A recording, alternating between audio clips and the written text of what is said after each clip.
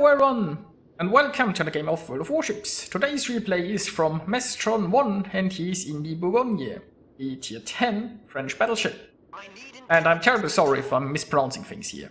Now he is on the map Northern Lights in a 4-point domination game. There is a carrier, there is well some radar, there is 2 destroyers per team. So I guess pretty standard matchmaking these days.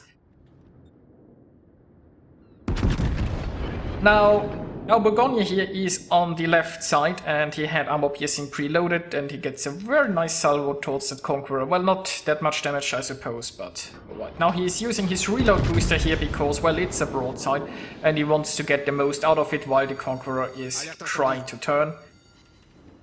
And that was much better. So that's pretty nice. Now you might be asking yourself, why is he so far on the left and why is he in the one line? Which respectable battleship would ever venture that far? Now he spawned very much here on the left flank, and what he wanted was he wanted to like basically hold this flank, right? Now completely abandoning this left side is oftentimes not the best solution. If you have enough ships you can even push forward here, maybe try to get some crossfires on. It's not like you can do that much at the other caps oftentimes, because it's... well, like, let's just say the caps here can be rather death traps, because it's so easy for raiders to get in good positions, and then there is the carrier that can come in and spot you. So having a few ships here on the left side is usually quite nice. The problem is everyone just ran away. For example, we have this Yamato here. I think the Yamato down here is confused. He probably thinks he's playing an aircraft carrier because that's the only ship that would be reasonable in the spot he's currently at.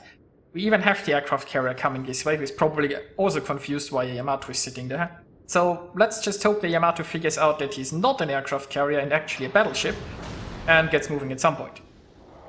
But back to our Bourgogne. So he was here on the left side, he didn't get any spotting, everyone ran away, but he didn't want to abandon his flank, so he just lazily sailed around here a little bit and waited for something to happen. By now we have a pretty good, well, pretty good scouting information, how the enemy team has deployed. Basically he has found himself a Conqueror here, so he's kind of dueling this Conqueror, and after that he might just try to move in there. Now, he's also spotted a broadside Cleveland, and the Cleveland is a problem for his destroyer, the Jutland, who has decided to come here and scout for him. So what do we do with problems? We solve them. And that's certainly one problem solved. So that's very nice. Unfortunately, both caps have fallen to the enemy. Well, it's a bit unfortunate. Now, one of the reasons might be that we have North Carolina, a Bismarck and a Rooster not really in the most reasonable positions here. Like, they are too far away to really support the decap, the Rooster is too far away to radar the decap, and now they are all going to the 9-10 line, because that's... I don't know. Like, the thing about the 9-10 line is it's pretty much blocked from the rest of the map with those islands, and if you are there you cannot attack a strategic position. There are some case scenarios where you can go behind here, maybe park a cruiser and actually help defend the decap or something, but it's like, usually you want to stay away from the 9-10 line, especially if you're a battleship. But anyway. So, our Bourgogne here is still just dueling this Conqueror, but I mean he's slowly winning. He has the Jutland helping him. He has the... well, I think the Lion and the Mogami are probably helping here as well. Now the Mogami goes to investigate because, like, we don't know what the carrier and the Yamato are doing down behind this island. So the Mogami hopes to get, I don't know, some juicy sneak peek on anything that might be happening there. Or maybe, I don't know, the Mogami also thinks he's a carrier. The carrier is probably pretty confused by now why everybody loves him so much. So, overall, this game is looking pretty horrible. Despite the fact that both teams have the same amount of ships. If you look at the friendly positioning, like, the friendly ships are really not placed that well currently. There is, like, the enemy Shimakase here that might actually be a good thing, because that Shimakase is certainly overextended. If that Shimakase gets spotted by a plane, he basically has, like, he's done. The problem with the carrier is not really his damage potential against the destroyer. And I mean, if he gets a good strike in, he shaves quite a bit of damage. Quite a bit of HP of a destroyer. But it's like, if the destroyer were to find this Shimakaze, and he just attacks, then spawns new planes, attacks again, you can't get outside of the spotting of a carrier. Like, the carrier will find you again. You cannot move fast enough between one squadron and the other. So this Shimakaze has absolutely no way of surviving this unless the carrier screws up. So the Shimakan could just keep the carrier could just keep the Shimakaze here spotted, or he can just attack and then summon new planes. The thing is, obviously the Shimakaze can smoke, but then it comes down to if the carrier is just willing to wait, because he could just like circle above here and ensure this Shimakaze's demise. Now in this case we also have a Neptune with Hydro, which probably just keeps the Shima spotted and yeah. Now meanwhile our Bourgogne here is pushing the A cap. I mean, all he ever wanted to do was like push this flank. And, well, I mean, we have the Jutland, right? The Jutland was the only one who really ever supported him here.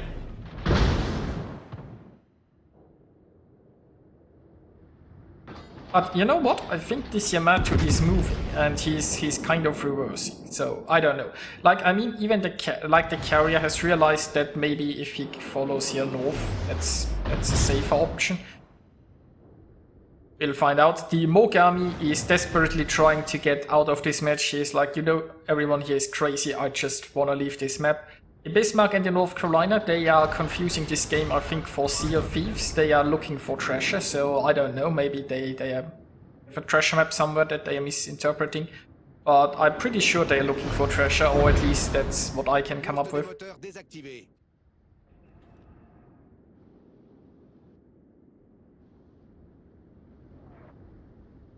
Now, meanwhile, there is potentially this Izumo here that could be a problem. There's the Massachusetts and there is Richelieu.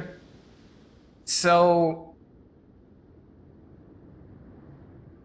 that are the more immediate problems here for our battleship. Now our Bourgogne here still has the Jutland to help out, which is pretty nice, and there is the carrier who is attacking here. It would be awfully nice if there were some more friendly ships around. Really, see, ship-wise it's not a catastrophe, but points-wise it is. Now, since the friendlies have secured 2 caps by now, they aren't, like, the enemy isn't getting any more advantage there, but they just have such a high lead that this is going to get tricky.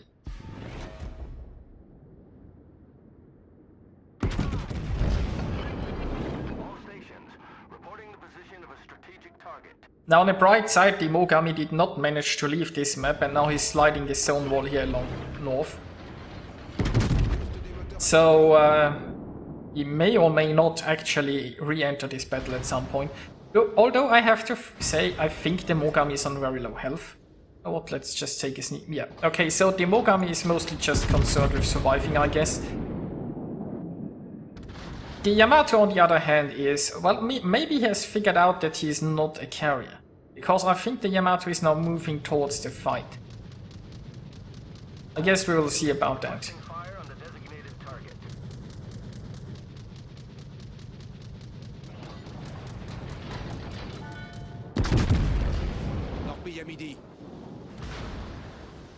Now the enemy carrier is here, or was here, I guess, which proved a little bit of a problem to the destroyer here.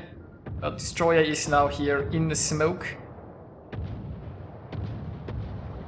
And he can help out our Bourgogne here in order to hopefully take down the incoming battleships. Now meanwhile, well, I mean, at least this Yamato is actually stopping the Izumo from just taking the B cap.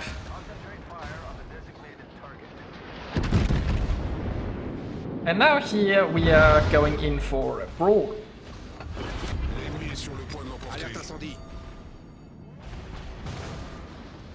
Now that Massachusetts seems to be on pretty low health, so taking that down shouldn't be a problem. The problem is the Richelieu afterwards. And the enemy is up to 943 points by now. So the friendlies really need to think something here rather quickly. So we have a salvo of torps incoming. Maybe they can take care of the Richelieu.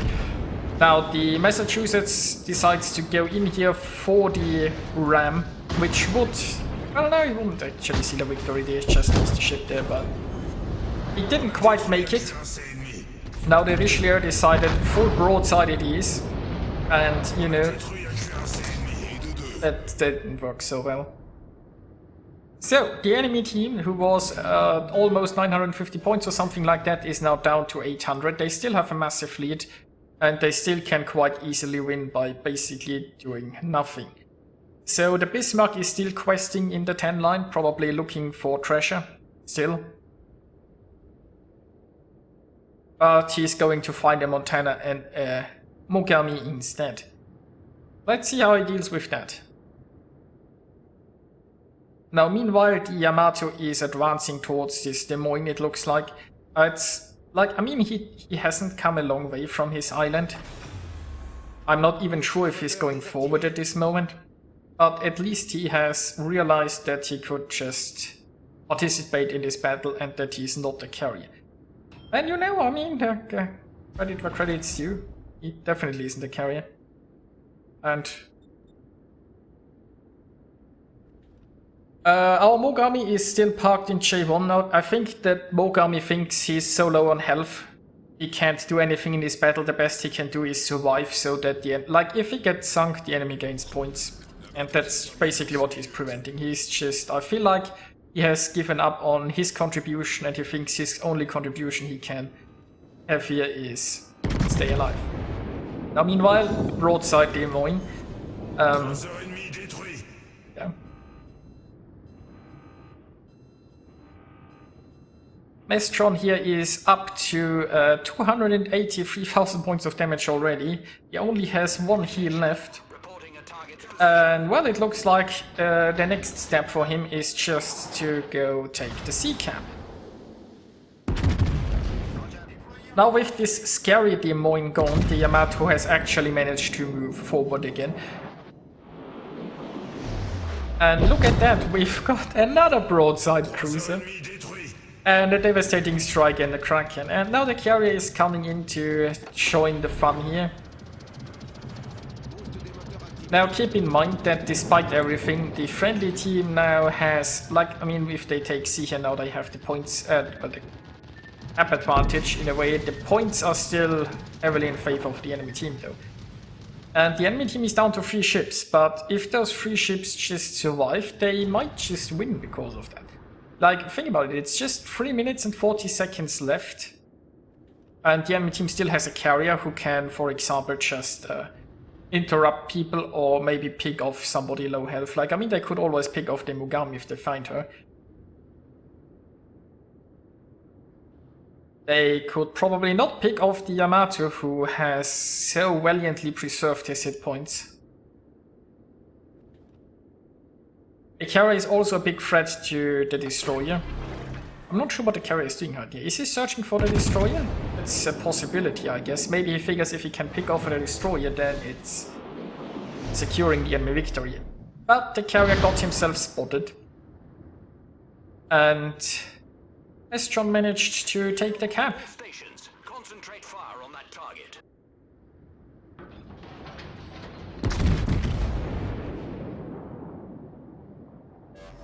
So, Chatland is playing it rather carefully here because, I mean, doesn't want to give the enemy team more points by getting carelessly sunk, so he stays away from this Mogami.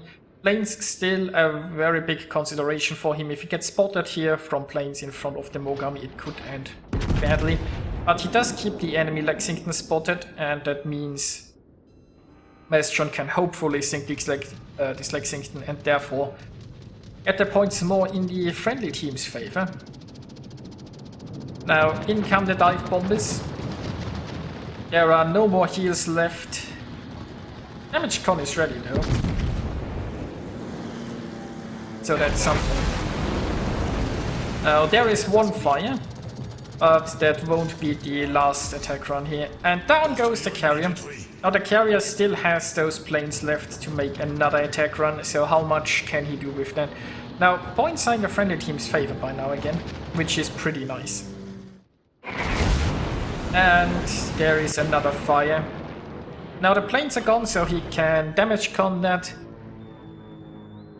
And now the friendlies should be fine, right? They have 3 caps, they have more points. And there is 1 minute and like 20 seconds left to go. So there are 2 ways to play this. I suppose he could just sit here for 1 minute and win, or he can try to push around and sink that Mogami.